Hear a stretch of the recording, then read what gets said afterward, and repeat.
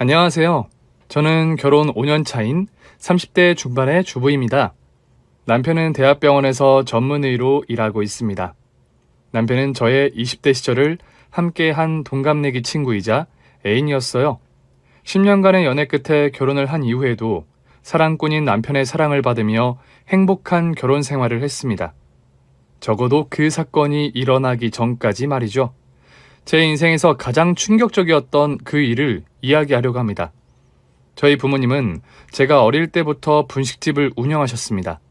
직원 없이 두 분이 하시다 보니 늘 밤늦게까지 일하셔서 저는 하루 종일 집에서 혼자 지내야 했어요. 외동이다 보니 같이 놀 형제들도 없고 혼자 있다 보니 무섭기도 했지만 차츰 그런 생활이 익숙해져서 이젠 혼자 있는 게 편하더라고요. 초등학교 다닐 때부터 저는 부모님 가게 일을 도왔습니다. 부모님은 가게 나오지 말라고 했지만 엄마가 요리하는 걸 지켜보니 호기심이 생기고 관심이 가더라고요. 제가 요리하는 거 가르쳐 달라고 졸라서 엄마한테 김밥 싸는 것도 배우고 떡볶이며 간단한 요리도 배워서 손님이 많을 때는 저도 주방에서 요리를 만들었어요. 부모님은 제가 요리에 소질이 있다면서 칭찬해 주셨어요. 요리를 좋아하다 보니 대학도 식품영양학과를 지원하게 되었습니다. 학교가 집과 멀어서 학교 근처에서 자취를 했어요. 부모님께 경제적인 부담을 안 드리려고 입학하자마자 아르바이트를 했습니다. 제 전공을 살려 식당 주방 보조일을 했어요. 저녁 6시부터 밤 11시까지 파트타임 근무라 학교 생활과 병행할 수 있고 페이도 많이 줘서 그야말로 꿀 알바였습니다. 메인 요리는 주방장님이 하셨고 저는 채소 다듬고 반찬을 만들었어요. 식당은 거의 밤 11시에 끝나서 손님이 많은 날은 저녁도 못 먹고 일하는 일이 많았습니다. 그러다 보니 퇴근할 때면 식당 근처 편의점에 들러 컵라면이나 삼각김밥을 사 먹곤 했어요. 그날도 밤늦게 퇴근하면서 편의점에 들러 언제나처럼 삼각김밥 2개를 사서 테이블에 앉아서 먹고 있었어요. 한 남자가 편의점에 들어오더니 컵라면을 하나 고르고 삼각김밥 하나를 집었다가 놨다가 계속 망설이면서 주머니에 있는 돈을 확인하더라고요. 그러면서 결국 안 사고 컵라면만 사서 제 옆 테이블에 앉았어요. 컵라면을 먹고 있는 남자는 제 또래처럼 보였습니다. 체구도 건장한 남자가 돈이 없어서 컵라면 하나만 먹고 있는 게 좀 안쓰러워 보이더라고요. 저기요. 제가 삼각김밥 2개를 샀는데 배가 불러서 한 개를 못 먹을 것 같아서요. 혹시 실례가 안 된다면 이거 드시겠어요? 컵라면 드실 때 삼각김밥은 먹어줘야 든든하잖아요. 네? 그게... 맛있게 드세요. 남자가 머뭇거리길래 저는 테이블에 삼각김밥을 놓고 와버렸어요. 남자가 민망해할까봐 빠른 걸음으로 뒤도 안 쳐다보고 오다가 살짝 뒤를 돌아보니 다행히 남자가 먹고 있더라고요. 다음날 밤 11시에 저는 어김없이 퇴근길에 편의점에 들렀습니다. 변함없이 삼각김밥 2개를 사서 테이블에 앉아서 먹고 있었죠. 다 먹을 때쯤 2개 다 드시네요? 누군가 해서 뒤돌아보니 어제 그 컵라면 먹던 남자였습니다. 네? 어제는 진짜 배가 불러서... 저는 당황해서 횡설수설하고 있는데 어제 잘 먹었어요. 다 드셨으면 아이스크림 하나씩 먹을까요? 보답의 의미로 제가 살게요. 아이스크림 먹으면 살찌는데. 에이, 살찔 데가 어디 있다고. 더 먹어도 될 것 같은데. 저한테 반말하신 거예요? 나이 저랑 비슷할 것 같아서. 전 20살인데 그쪽은? 나도 20살. 친구네, 말 편하게 하자. 그래, 친구. 그렇게 남자와 얘기를 하면서 나는 전문대 식품영양학과 1학년이라고 말했고 그 남자는 의대 예과 1학년이라는 걸 알게 되었어요. 혼자 자취를 한다고 하더라고요. 의대면 돈 많이 들겠다. 부모님이 다 지원해 주셔? 부모님은 나 초등학생 때 교통사고로 2분 다 돌아가셨어. 할머니가 나랑 남동생을 돌봐주셨는데 돈을 버실 여력이 안 되니까 내가 중학교 때부터 아르바이트 하면서 생활비를 벌었거든. 등록금은 내가 모은 적금으로 해결하긴 했는데 의대 들어오니까 돈이 꽤 많이 들더라고. 지금 아르바이트로 과외 2개 하면서 집에 생활비를 보내주는데 내 방 월세며 생활비까지 감당하는 게 무리더라고. 그래서 휴학할까 고민 중이야. 의대 갈 실력이면 공부 꽤 잘했을 텐데 하늘나라에 계신 부모님이 얼마나 뿌듯하시겠어. 그런데 돈 때문에 공부를 포기하려는 거 알면 정말 속상해하실 거야. 그런 생각은 절대 하지 마. 넌 충분히 훌륭한 의사가 될 수 있어. 가난 때문에 너 꿈을 포기하지 않았으면 좋겠어. 그 이후로 우리는 점차 가까워져 연인 사이로 발전했습니다. 저는 식당과 레스토랑 아르바이트 등을 하면서 경제적으로 사정이 어려운 남자친구 책값이며 방세, 생활비를 보태줬습니다. 대신 남자친구는 공부에만 전념하라고 하고 과외 아르바이트를 그만두게 했어요. 집에서 도시락을 싸서 남자친구 공부하는 독서실에 찾아가서 주기도 하고 남자친구 자취방을 수시로 찾아서 청소며 빨래도 하고 일주일치 반찬도 직접 만들어서 냉장고에 넣어두고 오곤 했습니다. 남자친구는 그런 저에게 좋은 의사 돼서 호강시켜주겠다고 고맙다고 합니다. 의대는 6년 과정이다 보니 저는 그 사이에 졸업을 해서 대기업 영양사로 취직했습니다. 와, 유정, 취직 축하해. 대기업 들어갔다고 고무신 거꾸로 신는 거 아니야? 하하, 글쎄 그건 모르지. 회사 가면 멋있고 능력 좋은 남자들이 수두룩할 텐데 아직 학생인 너가 눈에 들어올지 모르겠네. 의사 합격할 때까지 긴장 놓지 말고 의사 떨어지면 나 뒤도 안 돌아보고 도망갈 거야. 저는 직장을 다니면서도 퇴근하면 곧장 남자친구 집에 와서 뒷바라지를 했어요. 월급의 절반은 매달 꼬박꼬박 생활비를 보태줬어요. 그렇게 남자친구는 공부에만 전념해 좋은 성격으로 졸업하고 의사 시험에도 합격해 대학병원 인턴을 거쳐 레지던트로 의사로서 첫 걸음을 내디뎠습니다. 성진우 선생님 축하해. 다 너 덕분이야. 평생 너 은혜 잊지 않을게. 효정아 고맙다. 24시간 밤낮으로 힘든 레지던트 생활이었지만 월급도 오르고 생활이 안정이 되면서 남자친구가 저에게 프로포즈를 했습니다. 우리 결혼 소식 제일 먼저 알려야 할 분이 계셔. 우리 부모님 인사시켜드릴게. 응, 당연히 인사드려야지. 한 번도 뵌 적 없는데 예쁘게 잘 보여야지. 남자친구와 저는 차를 타고 납골당으로 갔습니다. 부모님을 나란히 옆에 모시고 있었어요.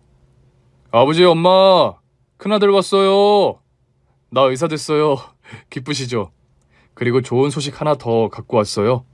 저 결혼할 여자 데려왔어요. 안녕하세요, 이효정입니다. 결혼해서 진우 잘 뒷바라지하고 잘 살게요. 두 분 며느리 하나는 잘 얻었어요. 요리 잘하지, 생활력 강하지. 제 6년 동안 의사 만들려고 생활비도 대주고 저한테는 정말 과분한 여자예요. 평생 빚 갚는다 생각하고 잘할게요. 근데 부모님은 무슨 일 하셨어? 아버지는 개인 택시 운전하셨어. 두 분이 워낙 금슬이 좋으셔서 엄마를 가끔씩 태우고 여행을 자주 가셨어. 그러다가 빗길에 사고가 나서 병원 응급실로 갔는데 의사들이 우리 부모님은 거들떠 보지도 않고 침대에 둔 채로 방치하고 있는 거야. 그렇게 몇 시간째 방치해서 눈을 감으셨어. 난 너무 화가 났고 병원에 항의를 했지만 병원에서는 책임이 없다는 말만 하더라고. 그때 결심했어.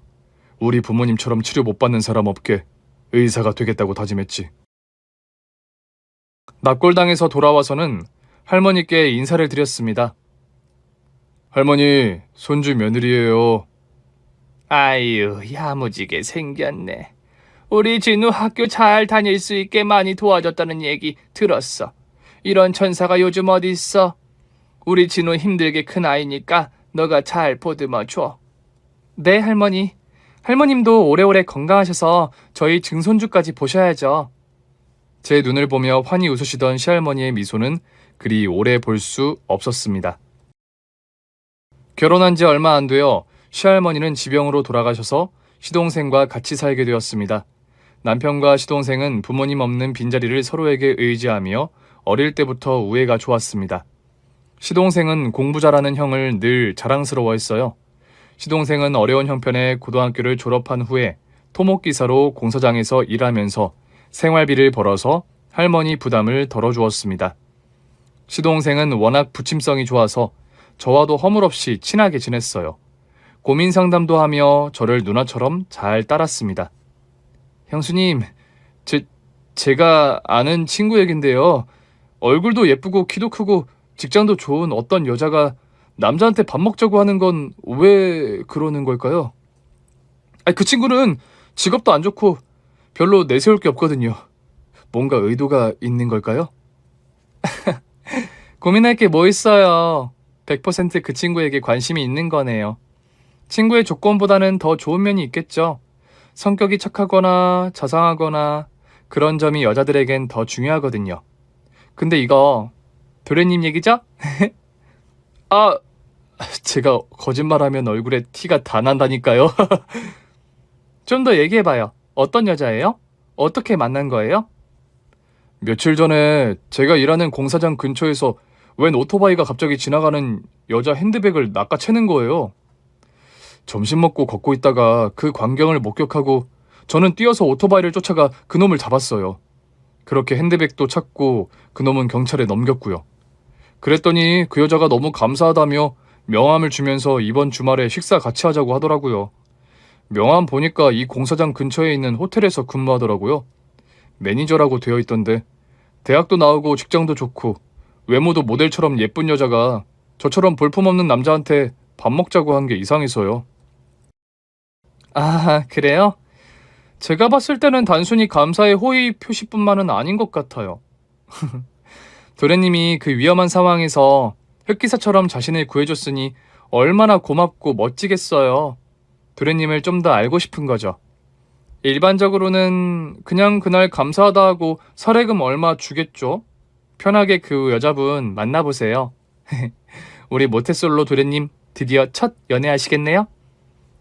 먼저 전 백화점에서 시동생을 데리고 가서 정장과 구두부터 샀어요. 맨날 흙 묻은 잠바만 입고 다니는 시동생도 이렇게 좋은 옷 입으니까 멋있더라고요. 도련님, 진짜 멋져요. 드디어 주말. 시동생은 그 여자를 만나 이런저런 얘기하면서 서로에게 호감을 느껴 사귀게 되었습니다. 여자는 대학교에서 호텔 경영학을 전공했고 스튜어디스가 되려고 했는데 부모님이 비행기 타고 다니는 일 위험해서 싫다고 해서 호텔 매니저로 일하게 되었다고 합니다. 여자의 아버님은 교회 목사로 무료 급식소를 차려서 봉사를 하고 있고 여자도 부모님을 도와 무료 급식 봉사를 해오고 있다고 합니다. 여자가 먼저 시동생에게 프로포즈를 했고 시동생은 자신이 자격이 없다고 처음엔 거절했습니다. 전 대학도 안 나왔고 공사장에서 일하는 저와 승희 씨는 맞지 않아요. 제가 너무 턱없이 모자라요. 저는 진호 씨의 조건이 아니라 진호 씨 자체가 좋은 거예요.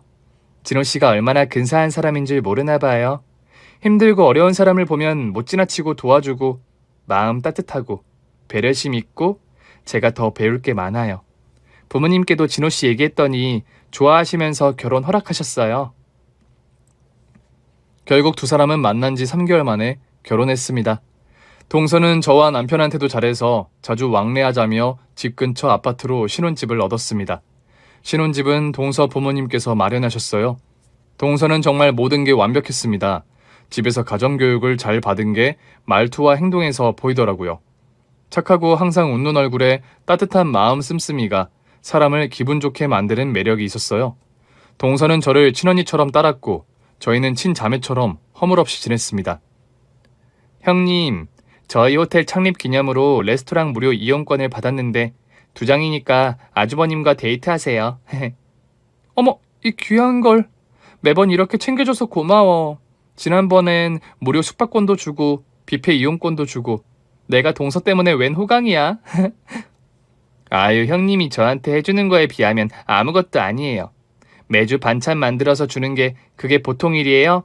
저희 엄마도 그렇게 못하세요. 또 형님 요리 솜씨가 저희 호텔 셰프 저리 가라 할 정도로 좋으시잖아요.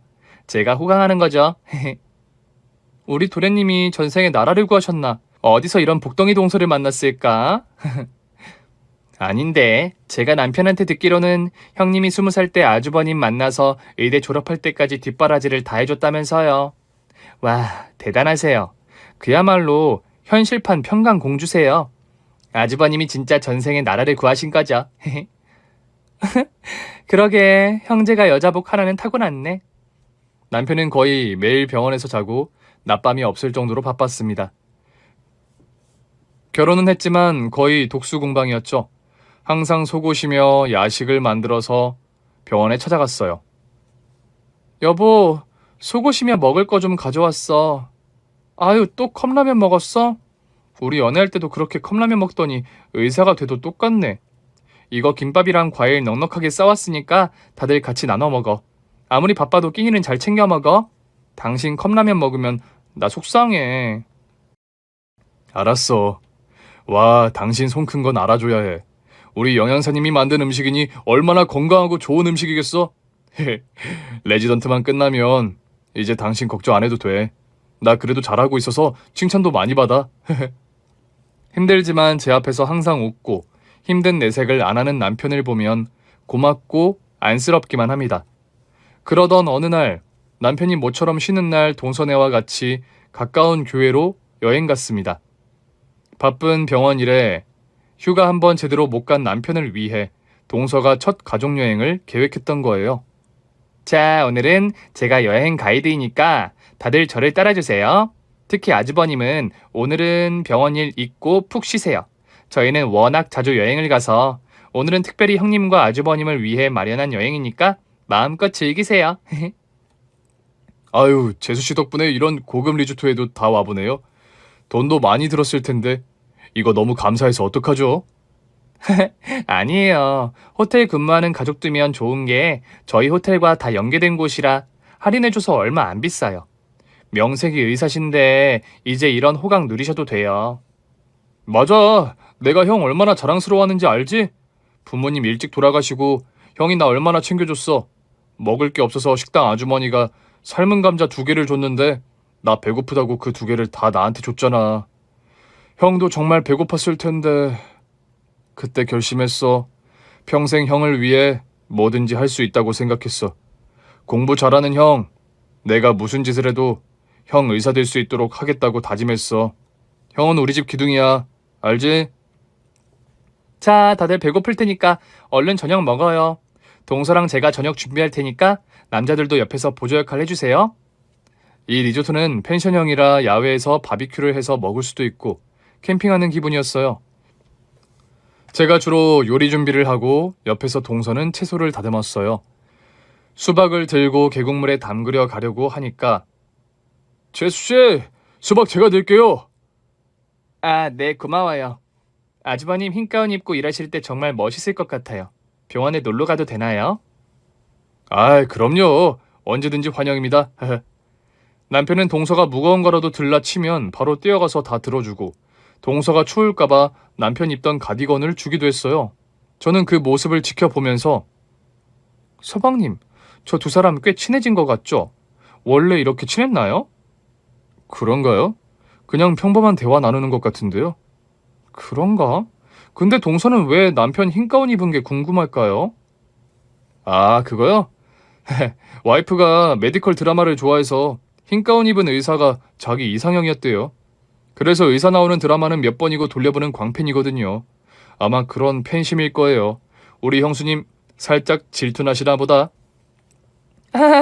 아니에요. 저희 남편이 저렇게 환히 웃는 거 정말 오랜만에 보거든요. 저 앞에서는 저렇게 크게 웃은 적이 별로 없어서 저런 모습이 좀 낯서네요. 동서와 얘기가 잘 통하나 봐요. 그렇게 따지면 저랑 형수님은 더 친하잖아요. 저 사람한테도 말 못하는 속 얘기를 형수님한테 다 털어놓잖아요. 저희는 비밀 없는 은밀한 사이라고요. 아, 서방님 때문에 제가 웃어요.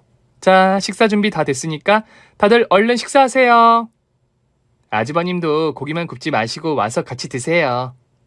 네, 먼저들 드세요. 고기는 타이밍이라 제때 잘 뒤집어 줘야 되거든요. 이때 동서가 쌈에 고기 한 점을 싸서 남편 입에 넣어주는 거예요. 저희만 먹기 죄송해서요. 하나 드셔보세요. 아유, 감사합니다.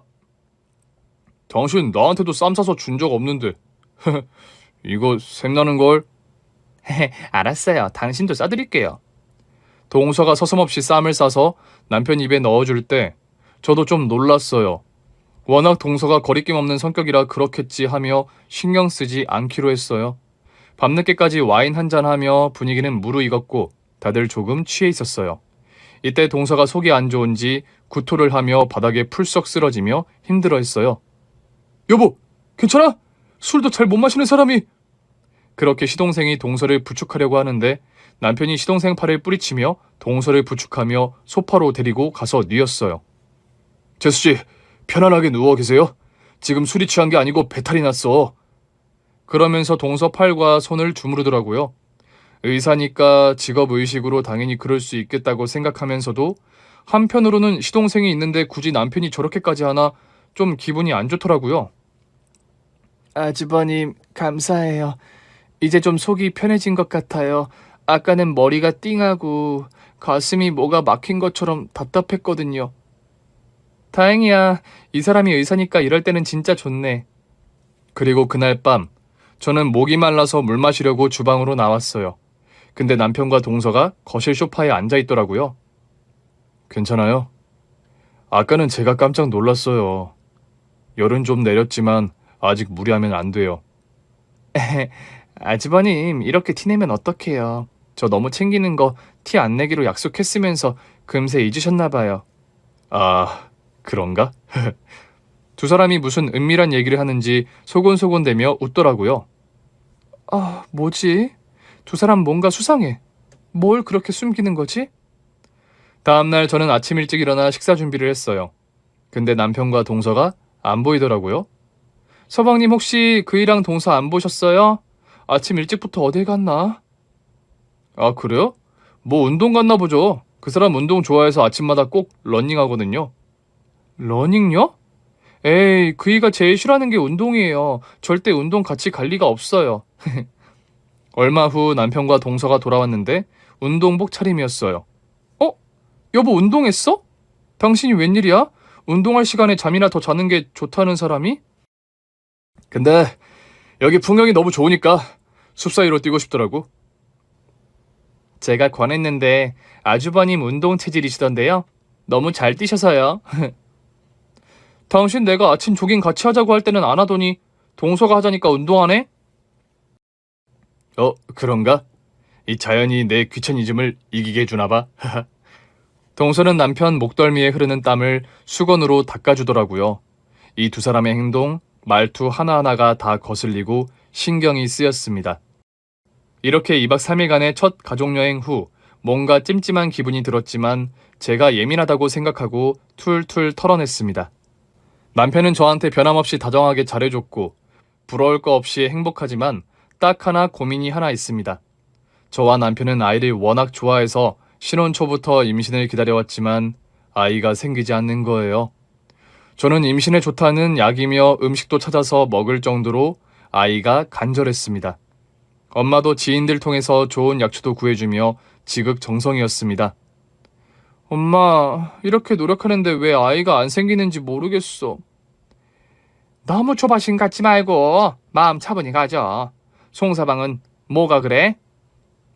그 사람도 아이를 원하면서 내 앞에서는 내색 안 해.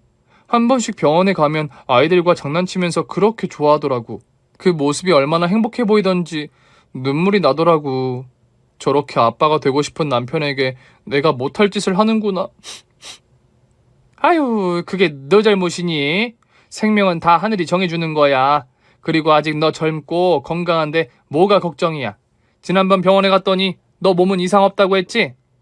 건강하대. 그러니 더 답답한 거지. 검사가 잘못될 수도 있으니까 이번엔 큰 병원 가서 진단 받아보자. 그렇게 엄마와 저는 큰 병원에 가서 정밀 검사를 했고 결과를 보고 전 충격에 휩싸였습니다. 제가 불임이라고 합니다. 맨 처음 드는 생각이 아이를 좋아하는 남편한테 미안하다는 생각이었습니다. 집에 오는 동안 계속 눈물만 나왔습니다. 퇴근한 남편에게 한참을 망설이며 말을 꺼냈습니다. 여보, 나 오늘 엄마랑 산부인과 갔다 왔어. 그래? 지난번에도 갔다 왔는데 아이 가지는데 별 이상 없다고 했잖아. 혹시나 해서 큰 병원 가서 정밀 검사를 했는데 그 전 검사가 잘못된 것 같아. 나 아이 못 가진대. 당신한테 너무 미안해. 효정아, 괜찮아. 울지 마. 나한테 미안해할 거 없어. 난 너만 있으면 돼. 우리한테 아이가 인연이 아닌가 보다 생각하자. 너무 상심하지 말고 기운내. 말로는 아무렇지 않다고 하지만 속으로는 얼마나 괴로울지 제가 왜 모르겠어요. 반면 동서는 쌍둥이를 2번 임신해 아이가 4명이에요. 착하고 예쁜 동서는 순풍순풍 아이도 잘 낳고 정말 부러웠습니다. 동서는 볼 일이 있을 때는 종종 아이들을 우리 집에 맡겼어요. 형님, 오늘 급한 일이 있어서 우리 쌍둥이들 좀 부탁드려요. 주말이라 쉬지도 못하시고 죄송해요. 아니야. 요새 왜 아이 안 맡기나 은근히 기다렸어. 특히 나보다 그이가 맨날 쌍둥이 보고 싶다고 얼마나 쳤던지. 어머, 그래요? 아주버님 보기하고 다르시게 가정적이시네요. 그러니 걱정하지 말고 일 잘 보고 와. 네, 형님 잘 부탁드려요.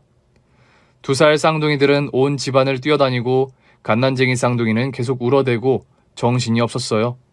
이때 운동 갔던 남편이 들어오더라고요. 재수씨 다녀갔나 보네? 아유, 우리 강아지들 왔구나. 헤헤. 아이들을 보자 남편 얼굴이 환해지면서 눈에서 꿀이 뚝뚝 떨어졌습니다. 잠시도 아이들에게서 시선을 떼지 못하더라고요. 그리고 기저귀도 척척 갈아주고 분유도 먹여주면서 행복해했어요. 피곤할 만도 한데 애들이랑 뛰어다니면서 놀아주는데 정말 아이를 사랑하는 게 그대로 보여지더라고요. 그 모습을 보면서 저는 더 마음이 울컥했습니다. 저 내 아이 중에 우리 아이가 있으면 얼마나 좋을까 그런 생각도 해봤어요. 며칠 후 몇 가지 반찬을 만들어서 동서집을 찾았습니다. 아이 넷을 키우려면 얼마나 힘들까 싶어서 먹을 거라도 챙겨주고 싶었거든요. 아파트 비밀번호도 서로 공유하던 터라 번호를 누르고 집에 들어갔어요. 동서 나왔어. 동서가 안 보여서 여기저기 찾다 보니 베란다에서 전화통화하고 있더라고요. 아주버님, 좋긴 한데 아직은 조심해야 돼. 형님이나 우리 남편이 알아서는 절대 안 되거든. 심각하게 누군가 통화하는 걸 본의 아니게 듣게 되었는데 통화 내용이 좀 이상했어요. 전화를 끊은 동서가 이제야 저를 보고 당황해 하더라고요. 형님 오셨어요? 맨날 보는 얼굴인데 왜 이렇게 놀래? 무슨 통화야? 아니에요. 친구랑 수다 떤다고. 형님 목마르시죠? 주스 좀 드릴게요. 말을 얼버무리며 자리를 피하는 동서 행동이 평소와 다르더라고요. 하루 종일 아이 보려면 힘들지. 내가 어쩌자고 쌍쌍둥이를 낳아가지고. 어머, 죄송해요 형님. 아니야, 나 아무렇지도 않아. 내가 아이 못 낳는 건데 동서가 왜 미안해해. 근데 요즘 동서 안색이 안 좋아. 뭐 걱정거리 있어? 아까 잠깐 들었는데 나랑 서방님이 알면 절대 안 된다고. 그게 무슨 말이야? 네? 아니에요. 형님이 잘못 들으셨겠죠. 제가 왜 그런 말을 해요? 오늘 유난히 당황해하는 동서 행동이 자꾸 신경이 쓰였습니다.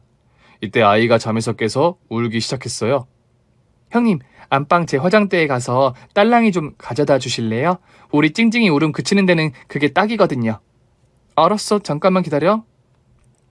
저는 동서 화장대에 가서 서랍을 열어 딸랑이를 찾던 중 이상한 걸 발견했습니다. 서랍 안에 저와 같은 팔찌가 있더라고요. 아니, 이 팔찌는 남편이 선물로 준 건데 왜 동서한테 똑같은 팔찌가 있는 거지? 너무 이상하고 찜찜한 기분이 들었지만 내가 너무 이상하게 보일 것 같아서 동서한테는 내색을 안 했습니다. 동서한테 물어볼 게 너무 많지만 제가 오해하는 것 같아서 이번에도 그냥 넘어가기로 했습니다. 얼마 전부터 남편이 매일 야근을 하더라고요. 당신 요즘 많이 바쁜가 봐. 이렇게 매일 야근한 적은 없었는데. 수술 환자가 많아서 요즘 정신이 없네. 피곤해. 몸 생각하면서 일해. 내일도 야근이야? 당분간은 계속 야근할 것 같아. 낮에 동서집에서 본 팔찌가 내내 눈에 아른거리고 남편도 계속 야근을 한다 하니 자꾸 신경이 쓰이더라고요. 근데 여보, 동서 이상형이 흰 가운 입은 의사였대. 서방님이 말해주더라고. 그리고 당신 흰 가운 입은 모습 멋있을 것 같다며 놀러 오다 그랬잖아. 동서 당신 병원에 왔었어? 아니, 안 왔어. 재수씨 이상형이 의사야? 재밌네. 우리 진호랑은 완전 이미지가 반대잖아. 하긴 나도 처음에 재수씨처럼 예쁘고 몸매 좋고 호텔리어 직업까지 좋은 여자가 공사장에서 막노동하는 남자를 좋아하는지 좀 이해가 안 되긴 했었어. 맞아. 동서가 남자들이 좋아할 얼굴이지. 동서 같은 여자가 조금만 유혹해도 남자들 다 넘어갈 것 같은데 당신도 그래? 응? 아, 그럴 수 있지. 뭐? 딴 여자한테 한눈 팔 거라고? 아니야, 농담한 거야. 왜 그래, 당신답지 않게? 나 온달은 오직 평강공주밖에 없다고 몇 번을 말해야겠어? 얘기는 내일 하고 얼른 자자고요. 남편은 금세 코를 골며 잠들었고 저는 계속 신경이 쓰여서 잠들 수가 없었습니다. 내가 미쳤지. 지금 무슨 상상을 하는 거야? 다음날 저는 야근하느라 힘든 남편을 위해 몸보신 시켜주려고 장어구이를 직접 만들어서 남편한테 깜짝 이벤트 해주려고 연락도 안 하고 병원을 찾아갔습니다. 늦은 밤이라 병원 복도 불이 거의 다 꺼져 있더라고요. 당직 간호사가 저를 보고 인사를 합니다. 사모님 안녕하세요. 네, 오랜만이죠. 우리 남편 아직 일하죠? 네, 야근하시느라 많이 힘드시죠? 저 혹시 남편 진료실에 환자 말고 여자 찾아온 적 없나요? 여자요? 몇 번 있었어요. 키도 크고 날씬해서 모델 같은 여자분이셨어요. 커피며 간식 사서 오셨던 것 같아요. 아, 그랬군요. 네, 수고하세요. 남편은 동서가 병원에 온 적 없다고 말했는데 간호사는 자주 봤다고 하고 누구 말이 맞는지 헷갈리더라고요. 저 멀리 남편 진료실 문이 살짝 열렸는지 불빛이 새어 나오더라고요. 저는 발소리를 죽이며 한 발짝씩 조심조심 걸으며 진료실 쪽으로 걸어갔어요. 남편 놀래키려고 조용히 문을 열었는데 제 눈앞에 펼쳐진 광경을 보고 얼어붙고 말았습니다. 진료실 안은 스탠드 불만 켜진 상태였고 동서가 남편과 단둘이 있었습니다. 남편은 등지고 앉았고 동서 얼굴이 똑똑히 보였어요. 남편이 동서의 흰색 블라우스를 벗기고 있었고 이때 희미한 불빛에 비친 남편의 묵직한 그것을 보고 깜짝 놀랐습니다. 두 사람 지금 뭐 하는 거야? 형님. 당신이 여기 왜? 이때 제 눈에 동서 손목에 찬 팔찌가 눈에 들어왔습니다. 저랑 똑같은 팔찌를 차고 왔던 겁니다.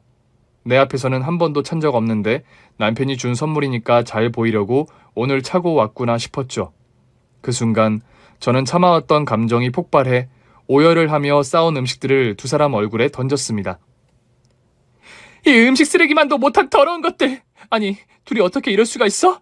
언제부터 이런 사이였던 거야? 형님, 사실은... 여보, 지금 당신 본 거 충분히 오해할 수 있는 상황인데 절대 그런 거 아니야. 지금 내 눈으로 똑똑히 둘이 바람피는 현장을 목격했는데 뭐가 오해라는 거야?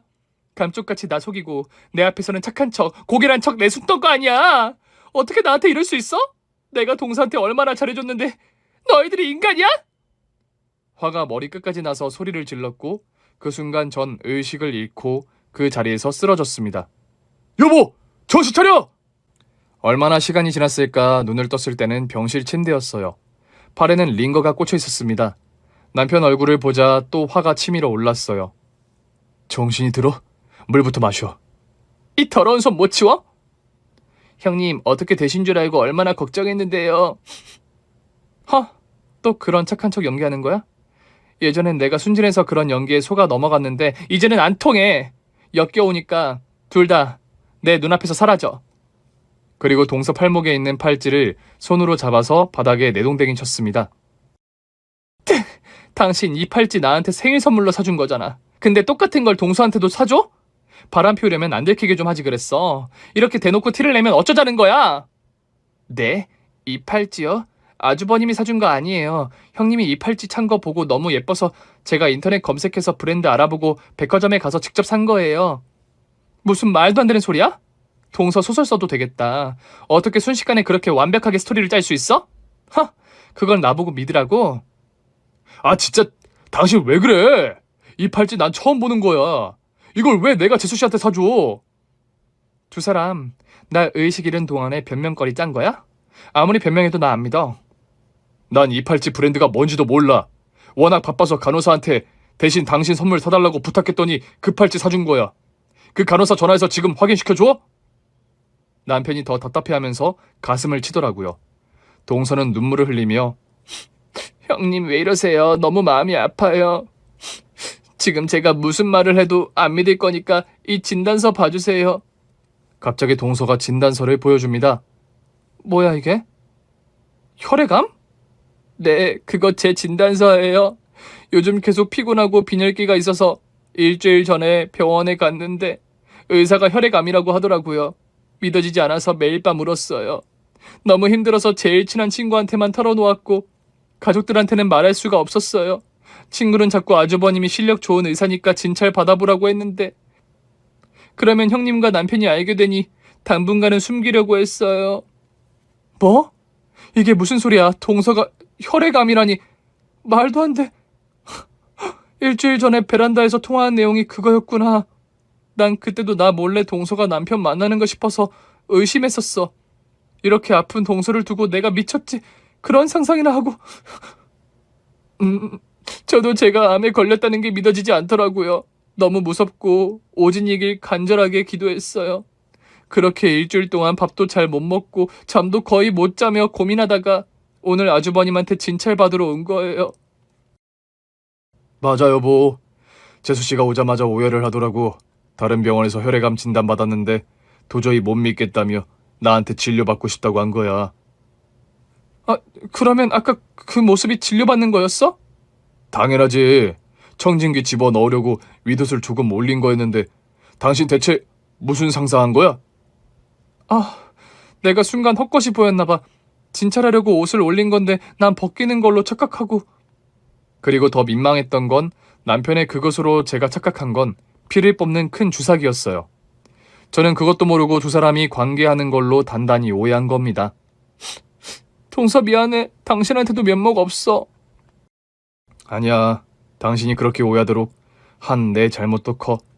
그러고 보니 당신 행동이 이상했던 적 많았던 것 같아. 그러면서 남편은 예전 이야기를 꺼냈고 그 얘기들을 들은 저는 너무 부끄러워 얼굴을 들을 수가 없었습니다. 4명이서 리조트로 여행 갔던 날 저랑 시동생이 차에서 내려 휴게소에 먹을 걸 사러 갔을 때 남편과 동서만 차에 남게 되었어요. 재수씨, 아까부터 봤는데 얼굴도 창백하고 어디 안 좋으세요?